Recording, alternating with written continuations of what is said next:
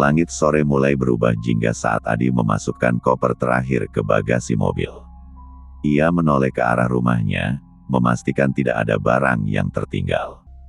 Rina, istrinya, sedang merapikan kursi belakang agar nyaman untuk anak mereka, Dava. "Papa, nanti kita mampir beli es krim, kan?" tanya Dava dengan suara ceria. Adi tersenyum sambil menutup pintu bagasi.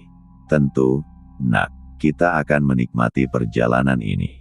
Mudik tahun ini terasa istimewa."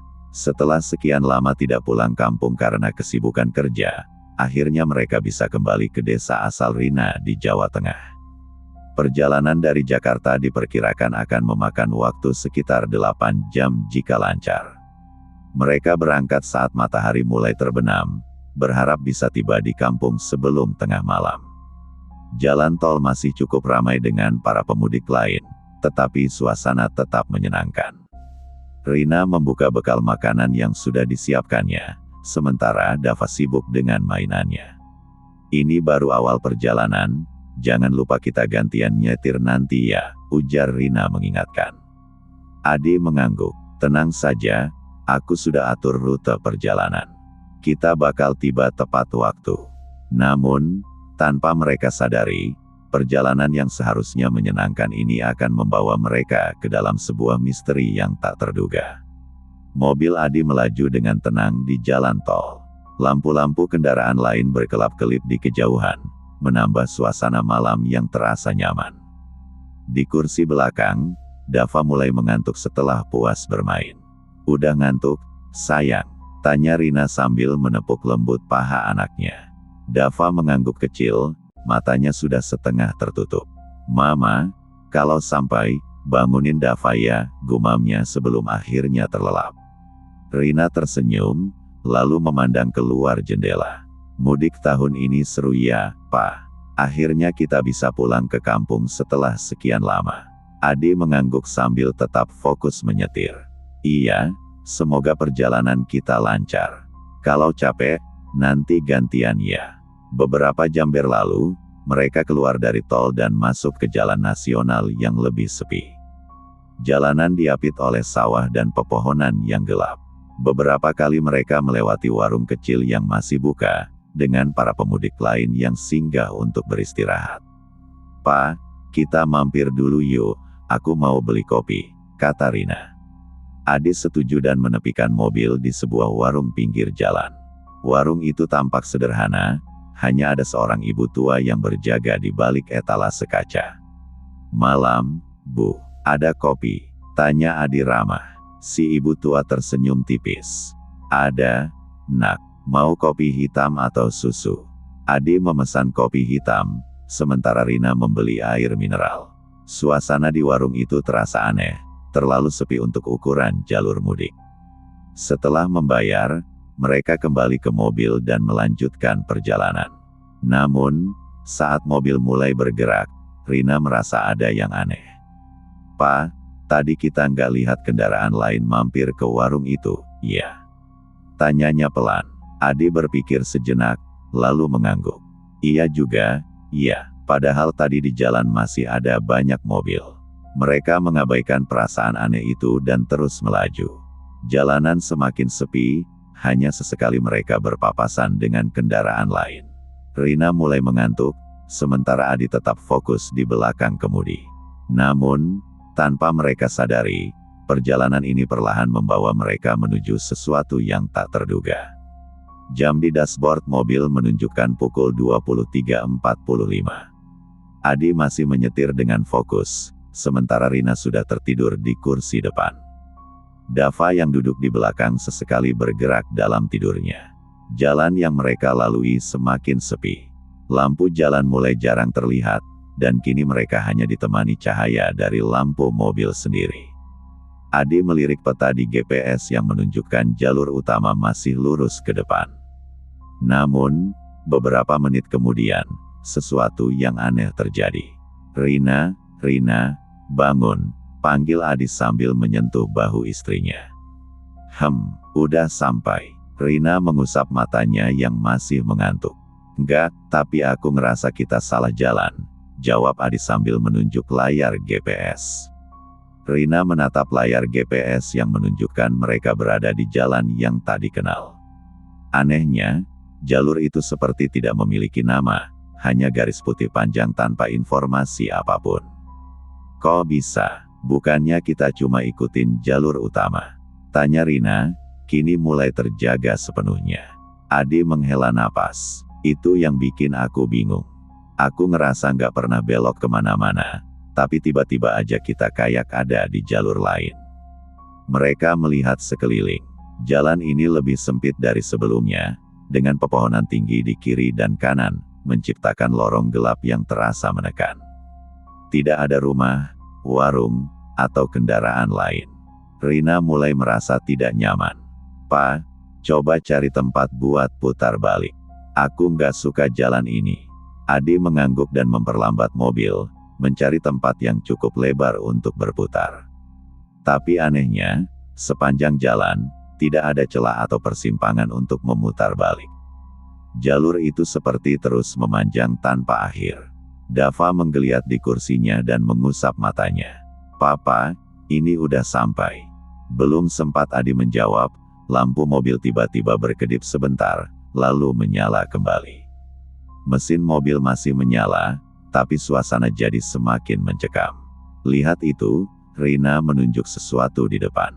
Di kejauhan, samar-samar terlihat gerbang kayu besar, seperti pintu masuk sebuah desa.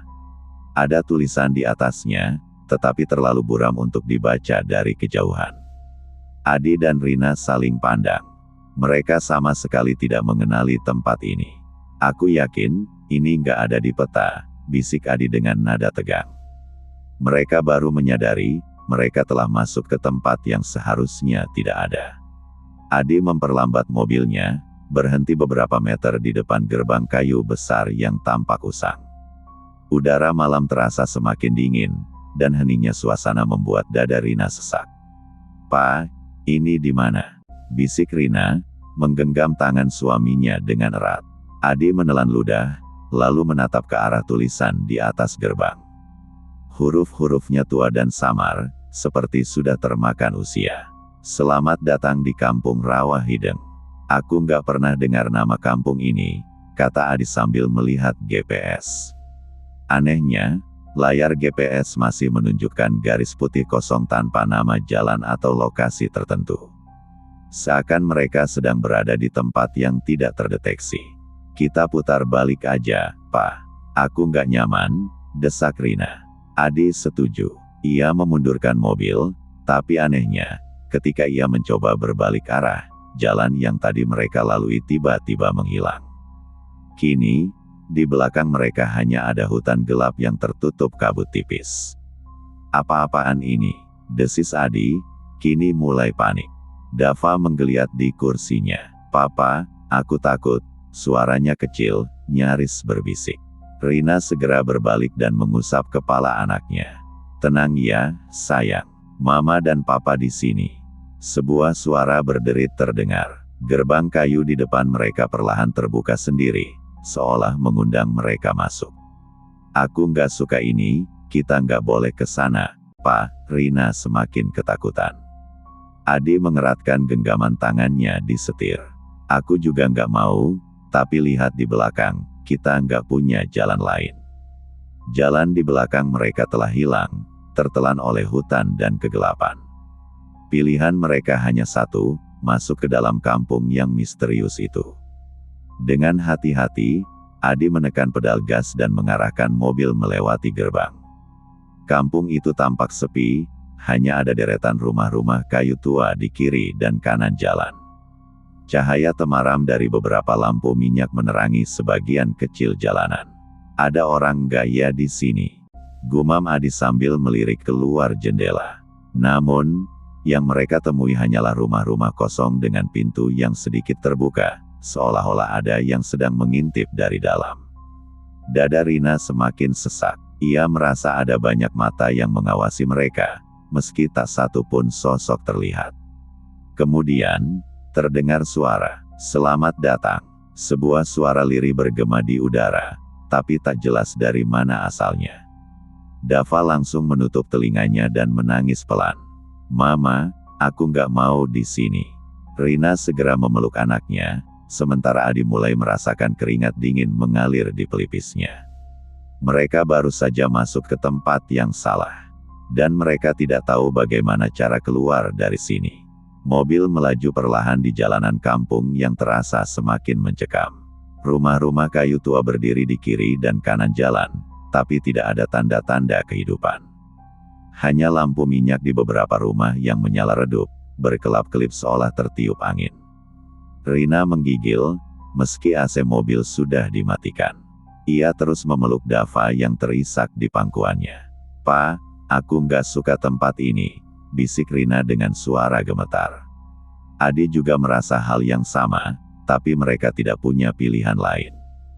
Jalan di belakang sudah menghilang, dan satu-satunya cara adalah mencari seseorang yang bisa membantu mereka keluar dari kampung ini. Tiba-tiba, di tengah jalan, Adi melihat sosok seseorang berdiri di bawah lampu minyak yang tergantung di sebuah tiang kayu. "Ada orang," seru Adi. Rina menoleh cepat. Seorang pria tua mengenakan baju lusuh dan sarung berdiri diam, wajahnya tertutup bayangan. Adi menurunkan kaca jendela dan mencoba bersikap tenang. "Permisi, Pak, maaf mengganggu, kami sekeluarga tersesat. Bisa bantu kami mencari jalan keluar dari kampung ini?" Pria tua itu diam sesaat, lalu melangkah mendekat. Rina menahan napas, merasakan firasat buruk. Saat pria itu masuk ke dalam cahaya, Adi dan Rina nyaris berteriak. Wajah pria itu pucat, matanya kosong, dan kulitnya seperti kertas yang sudah lama mengering. "Kalian sudah sampai," suara pria itu terdengar lirih dan berat, seperti berasal dari dalam sumur. Rina menggenggam lengan Adi dengan erat. "Pa, ayo pergi dari sini," bisiknya panik. Tapi sebelum Adi sempat menekan pedal gas, lebih banyak sosok muncul dari rumah-rumah di sekitar. Mereka berjalan perlahan ke arah mobil, wajah mereka pucat dan kosong, dengan mata yang tampak tak bernyawa. Mereka seperti bukan manusia. Dava menutup wajahnya di dada Rina, menangis ketakutan. "Mama, orang-orang itu serem." Adi mencoba tetap tenang. Ia menelan ludah dan kembali bertanya, "Maaf, Pak, kami hanya ingin keluar dari sini.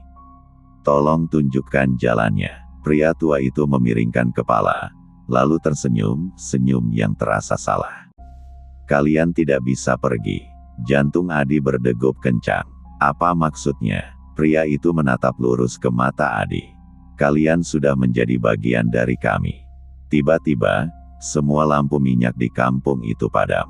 Suasana langsung gelap gulita, dan suara-suara berbisik mulai terdengar dari segala arah. Mereka sudah datang. Gelap, hanya lampu mobil yang masih menyala, menerangi jalanan kampung yang kini dipenuhi sosok-sosok berwajah pucat dan bermata kosong. Rina menahan napas, tubuhnya gemetar sambil memeluk Dava erat. Anak itu menutup wajahnya, terisak ketakutan. "Pa, gas, cepat pergi dari sini," bisik Rina dengan suara bergetar. Adi tidak butuh perintah dua kali.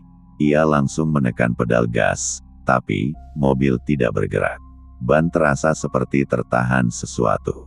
Mesin masih menyala, tapi mobil seakan terperangkap di tempatnya. Apa yang terjadi? Adi semakin panik, tangannya gemetar memegang setir. "Kalian tidak bisa pergi." Suara berat pria tua tadi kembali terdengar, meski sosoknya kini tak lagi terlihat. Adi menginjak pedal gas lebih keras. Mesin meraung, tapi mobil tetap tidak bergerak. Seolah-olah ada sesuatu yang menahannya dari bawah. Tiba-tiba, duk, duk, duk, suara keras terdengar dari atap mobil, seperti ada yang memukulnya dari atas. Rina menjerit pelan, sementara Dava semakin erat bersembunyi di pelukan ibunya. Adi menyalakan lampu jauh, mencoba melihat lebih jelas ke depan. Sosok-sosok itu masih berdiri di